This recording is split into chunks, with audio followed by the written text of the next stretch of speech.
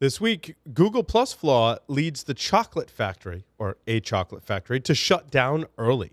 40,000 credentials for government portals are found online. One tweak that can save you from NotPetya.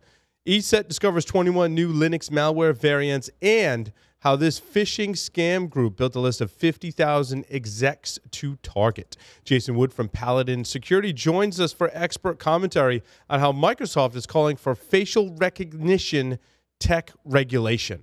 All that and more on this episode of Hack Naked News. This is Security Weekly, for security professionals, by security professionals.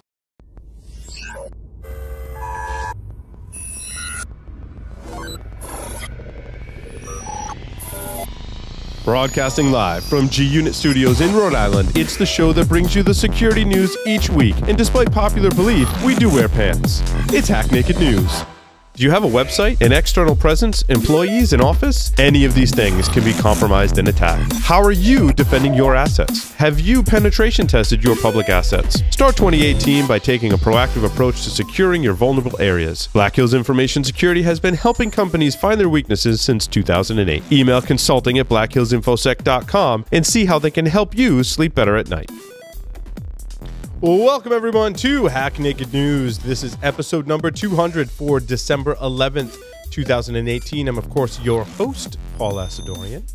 Quick announcement: if you're interested in quality over quantity and having meaningful conversations rather than just a badge scan, join us April 1st through the 3rd at Disney's Contemporary Resort for InfoSec World 2019. That's right, we'll be there doing all kinds of fun interviews and briefings and presentations and all kinds of fun stuff. We've got a discount code that is OS19-SEC-WEEK that gets you 15% off the main conference or a world pass. And now, the security news for this week. Texas Instruments is, well, the title from the register, of course, is cute, trying to be cute and funny, as they always are. Texas Instruments flicks Armis's Bluetooth chip vuln off its shoulder, which, of course, in typical register fashion, is, in my assessment, a gross overstatement of the issue. In any case, at Black Hat London last week, Ben Siri and Dor Zusman from the security vendor Armis went into full detail about their November discovery of how to pwn TI, or Texas Instruments, made Bluetooth low-energy chips. The two affected chips are CC2640 and CC2650. They're used in several models of Cisco and Aruba wireless APs and likely other devices as well, I would imagine. This is what gave Armis a way in was a method of updating the chip's firmware, which consisted of uploading firmware over an unencrypted connection, although the upload was authenticated. They also, to accomplish that, they had to trigger a memory corruption vulnerability to load that custom firmware. Texas Instruments has issued firmware updates to address these issues. The latest Google Plus flaw has led a chocolate factory to shut down and Google to shut down the service early. The chocolate factory maintains that it has no evidence that the vulnerability, which is found in the API for Google Plus, was ever actively exploited. Which I love it when they say that. So we're talking about this. Why then? According to Google's G Suite VP of Product Management, David Thacker, over a 6-day period in November, developers could have been able or would have been able to access profile information that users had not made public. Google said the vulnerability shows up when the user allows an app to connect to their Google Plus profile. Rather than only seeing the information of that user had opted to share, the application would have been able to see all data about the user. In addition, they've decided to, in addition to all the other things they said about this story, which really wasn't much, basically they've decided to accelerate the sunsetting of consumer Google Plus from August 2019, moving it up to April 2019. So all three of your Google Plus users, make sure that you take note of that. Over 40,000 credentials for government portals found online. A Russian cybersecurity firm says it discovered login credentials for more than 40,000 accounts on government portals in more than 30 countries.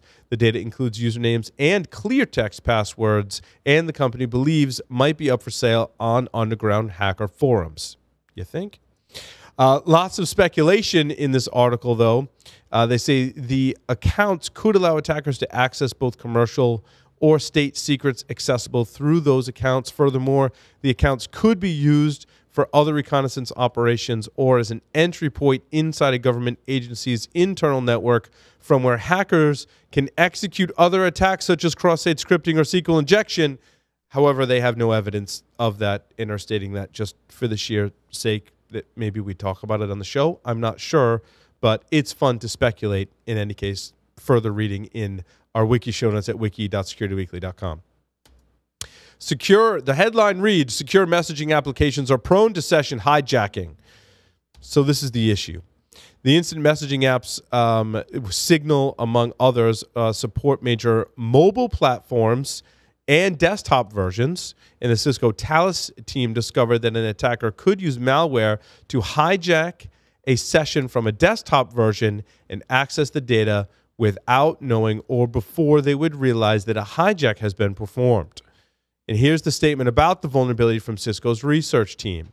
They say secure instant messaging applications have a solid track record of protecting the information while in transit, even going as far as protecting information from their own servers. However, they fall short when it comes to protecting application state and user information, delegating this protection to the operating system. Now, here's where I completely disagree with the Cisco Talos team. I think it's completely ridiculous to expect that any application would go at great lengths to detect operating system attacks. To me, that's just insane. This means that apps are vulnerable because while someone could install a keystroke logger, an attacker could steal maybe the passphrase that protects your key. Therefore, security researchers could claim that the messaging application in this case is vulnerable. That's not how it happened, but it's not the same thing as this attack, but I mean, it's pretty close, right? And this is not the first time that such claims have been made that an application is insecure because of operating system, whether it be Windows, Linux, or Android, is deficient. And just because you have some secure messaging app doesn't mean you can forget about OPSEC completely, as it should still be the goal that you don't let unauthorized people access your operating system, because in all likelihood, they could compromise any application running on top of that operating system. Anyway, I'll get off my soapbox maybe for a moment. This one Windows tweak can save you from NotPetya. NCC Group actually did an investigation where they released they kind of neutered NotPetya and then released it on a network, observed behavior, and had the following observations. They said the unnamed customer NCC had configured within Active Directory the setting for account is sensitive and cannot be delegated flag prior to NotPetya for their domain administrator accounts. They found that this configuration would have hindered the NotPetya propagation significantly using the token impersonation route for the domain admin accounts, according to the NCC Group. Also, Microsoft TechNet Post stated that the account is sensitive flag means that an account's credentials cannot be forwarded to other computers or services on the network by a trusted application. Something that NCC summed up as, this is now your favorite setting, although I will defer to Active Directory security experts to comment on the effectiveness, the full effectiveness of this configuration setting, likely due to the way that the NotPetya worm was abusing credentials. There are likely other ways to get around this setting. However, in this case, it did prevent NotPetya from spreading. This phishing scam group built a list of 50,000 execs to target. Some email targeting, and well, I mean, this should be expected. Security company said it came across the list of executives as part of its research after they themselves were targeted. The scammers had generated the list in early 2018 to be used in future BEC phishing campaigns. One of the names Of the names on the list, 71% of those were CFOs, 2% were executive assistants. The remainder were other finance leaders. Several of the world's biggest banks each had a dozen executives listed. The group also singled out mortgage companies for special attention, which would enable scams that steal real estate purchases or lease payments. Over half of the 50,000 potential victims profiles that London Blue, which is the company that discovered this, compiled in their targeting database were located in the U.S. Other countries commonly targeted including Spain, United Kingdom, Finland, and Netherlands, and Mexico. ESET has discovered 21 new Linux malware variants. This one, I think, should be easy to spot, although the full details may be buried in some of the links in the article. However, in a report published yesterday by cybersecurity firm ESET, the details on 21 new Linux malware families were disclosed. All operate in the same manner as Trojanized versions of the OpenSSH client. They are developed as second-stage tools to be deployed in a more complex botnet scheme. Just a pause right there. Not necessarily malware, but more like a payload or backdoor than an initial infection method. In any case, attackers would compromise a Linux system and usually a server, then replace that legitimate OpenSSH installation with one of the Trojanized versions. ESET said that 18 out of the 21 families featured a credential stealing feature, making it possible to steal passwords or keys. 17 featured a backdoor, allowing them to stealthily persist in a way that allowed them to connect back to the remote compromised machine. Interesting. Again, I think pretty easy to detect on the surface. Who knows if there are other evasion techniques in that malware, though it didn't sound like it from the article. Hackers defaced Linux.org with a DNS hijack. Now, I wanted to cover this story. It was all over the news. However, first of all, it's a lame attack. Secondly, it has the funniest description of Goatsy. If you don't know what that is, don't Google for it. Really, just don't. Maybe ask a friend for a description. I'll offer up a description here from the article, which I think is the funniest description of Goatsy ever. They state in the article, attackers changed the defacement page a few times. They protested against the new Linux kernel developer code of conduct in a regrettable way with racial slurs and an image of an individual showing the anus. The defacement page also includes links and a Twitter account believed to be under the control of the attacker. The person who was operating the Twitter account posted a screenshot showing they had access to the Network Solutions account of Michelle McLagan, who evidently owns Linux.org and used her account to modify the DNS settings. Again, not a very sophisticated attack. Or anything original in the defacement thing. I mean, Goatsy anyway. An expert has devised a new Wi-Fi attack that works on WPA and WPA2. The interesting thing, and we'll defer to Larry's comments, which if I believe he's on the show on Thursday in studio. I did get confirmation of that. I will ask him about this on Paul Security Weekly this week. Here's our resident Wi-Fi expert. However, this article states that unlike other Wi-Fi hacking techniques, this doesn't require that capture of the full four-way authentication handshake of the EAPOL or EPOL or however you want to say that. Instead, the new Wi-Fi hack is performed on the RSNIE, that's Robust Security Network Information Element, using a single EPOL or extensible authentication protocol over the LAN frame after requesting it from the access point. It's quoted in the article that this attack was discovered accidentally while looking for new ways to attack the new WPA3 security standard. WPA3 will, of course, be much harder to attack because of its modern key establishment protocol called SAE, or Simultaneous Authentication of Equals. However, this attack has uncovered some flaws in the older protocols, which I personally thought were kind of interesting. With that, we'll take a short break. Come back with Jason Wood from Paladin Security for expert commentary. Stay tuned. Today's determined attackers easily bypass even the most advanced network defenses. Trying to ramp up staff to detect their backdoors can cost thousands of dollars and take months, even years. With Active Countermeasures AI Hunter, we enable junior analysts to detect even the most advanced backdoors in a matter of hours. Sign up for a demo and purchase our product today by visiting activecountermeasures.com/HNN. Active Countermeasures. Make every analyst a hunter. Welcome back, everyone, to Hack Naked News. Check out our on-demand material. Previously recorded webcast can be found at securityweekly.com/on-demand. Jason Wood from Paladin Security has joined us. Jason, welcome to the show. Hey, Paul. As usual, it's good to be here. Yes, nice to have you here on the show talking about biometrics and laws and stuff. This was interesting. It didn't start out. I didn't think it was that interesting at first, to be honest with you.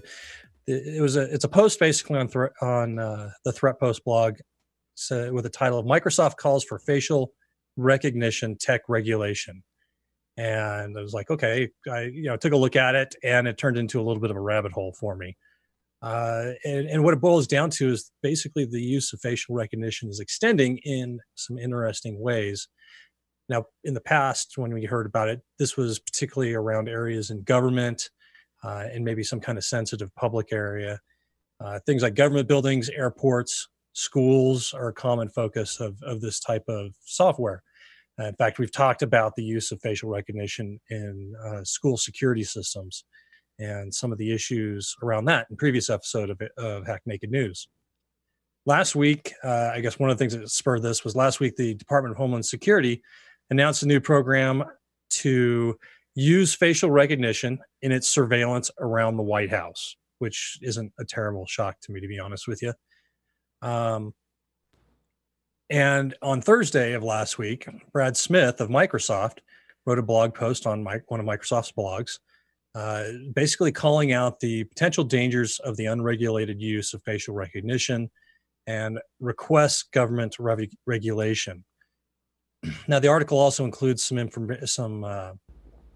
activity around this with like the ACLU on this topic. But I thought some of Brad's comments were interesting. In his post, he wrote, "We believe that it's important for governments in 2019 to start adopting laws to regulate this technology. The facial recognition genie, so to speak, is just emerging from the bottle. Unless we act, we risk waking up in 5 years from now to find that facial recognition services have spread in ways that exacerbate societal issues. By that time, these challenges will be much more difficult to bottle back up." Now, so I see, Jason. This isn't about necessarily biometric authentication. This is facial recognition from cameras. Absolutely. Which, as we evolve, I mean, it's more of a reality. I think when it first came out, we were like, there's no way. And now probably there is a way, right? Yeah. And I remember reading a lot of articles where they talk about the inaccuracy around facial recognition, and particularly in the wake of September 11th. That was something that was talked about, and people were really getting on it for its inaccuracy. But in general, I'm usually not a person that goes out advocating regulation ahead of problems are coming, that may or may not ever appear. But this one kind of resonated with me a little bit. As we all know, technology has a way of getting used in interesting ways, particularly that nobody expected once they start getting more accessible to other people. And facial recognition certainly has a lot of ramifications around privacy and ethics on how this data is used. What I thought was interesting is the article mentioned, I think it was Orlando, in Orlando, a police department was using Amazon AWS's recognition platform. Well, I had never heard of this before, so I went to go check that out. And it turns out you can go out and purchase facial recognition on demand using an API as you use it. So in the past, I always looked at this as kind of an expensive thing. You're going to go out and buy software to do all this.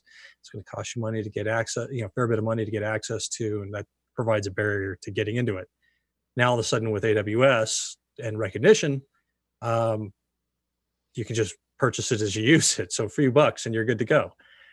And recognition goes beyond facial recognition stuff. It's actually used to recognize objects in videos and images. Their site, they have things like, recognizing that's a mountain bike, these are rocks, that's a mountain over here. Yeah, that's a person. Jason, my question is, how do they tie it back to a person's identity? Like, how do they go from their digital image to their identity, right? That's the big missing piece so far. And that was actually where I was heading next, because that was one of the first thoughts I had was, okay, that's interesting, but how do we identify the person that's in this picture? And it turns out if you wanted to build an app using this service, you have to build up a repository of images with metadata on it, saying this is that person over here. They don't have a repository of stuff, kind of like Facebook does, right? Where they've done facial recognition, and because they have access to all of these pictures and whatnot, they're able to start making some connections. Amazon doesn't do that. You have to build that on your own. Now, the exception here is for celebrities. If you're famous in some ways, some way out there, whether it's like in entertainment or your industry, basically you're hosed because you're a public person. So sorry, Paul, you're going to be recognized. Yeah, I think there's some videos of my face on the internet. One or two, I heard. And you too, which is interesting. So we're both kind of screwed in this case. Yes, but you're much more well-known than me. Well, and it's interesting. You can maybe use search engine data, scraping data, or like TinEye style data, right, to get more information about potentially that image and tie it back to a person. Although I don't know how you take like an image and then run it through Google image search. Like you got to search on a term, not necessarily an image, but there are a lot of image search tools out there that can, some of it's based on metadata, which is largely stripped. Larry did a lot of research on that. In any case, very, very interesting. Very interesting. Yeah. And you certainly could go out there, if somebody wanted to, if they messed around with it, they could, how they build that repository of images isn't controlled by Amazon, right? No. Yeah. I mean, you could scrape Twitter. You're putting it into an S3 bucket and saying, go. Yeah. I mean, you could scrape Twitter, look at a profile picture and tie it back to a Twitter handle and or name if it's there, right? I mean, there's a lot of ways you could start building that. Yeah. And there are some other things that recognition, the platform does that was interesting. One of the things I thought was the recognition of moods. Now, this type of analysis isn't going to be limited to recognition. In fact, I suspect they'll have some competitors. But, in the case of the DHS program around the White House, the Secret Service could leverage this type of information. Somebody's face is showing signs of distress or anger or something like that. That keys them into to move in a little closer or monitor that person because they might do something stupid like jump the fence. Just a note, there's no indication in the articles that DHS is using Amazon recognition. Right. I don't want anybody to get going on that. But what is interesting to me is the ability to push this down to anybody who has a few bucks to buy a web service call. And I thought of a number of different examples of how this could be used inside of different stores. I mean, you walk in, you got a camera on your face, they take a picture, they tie it back to the name on the credit card transaction, and boom, now they've got the metadata and they can recognize you when you walk in the store. Hey, here comes Jason. Let's do, whatever it is we're going to do to offer him something. What I think is interesting about this is the more you extend this out here, you get it into different people's hands, the more new and interesting ways that people can use it that nobody expected. And I think I can see why Brad Smith is calling out some risks around this. It's a lot of power to turn loose with no restrictions on how it's used. It is certainly, we could wake up at some point to paraphrase Brad and say that, our already shrinking privacy has just about completely disappeared when we go out in public. So it may be indeed this time for some regulation here before things get out of hand. I've got some links in the show notes for you to check out, the article on Threat Post, Brad Smith's blog post, as well as a link to Amazon AWS recognition. Go ahead and take a look, see what you think. Awesome. Jason, thank you so much. That will conclude this episode of Hack Naked News. Thank you, everyone, for listening and watching. We'll see you next time.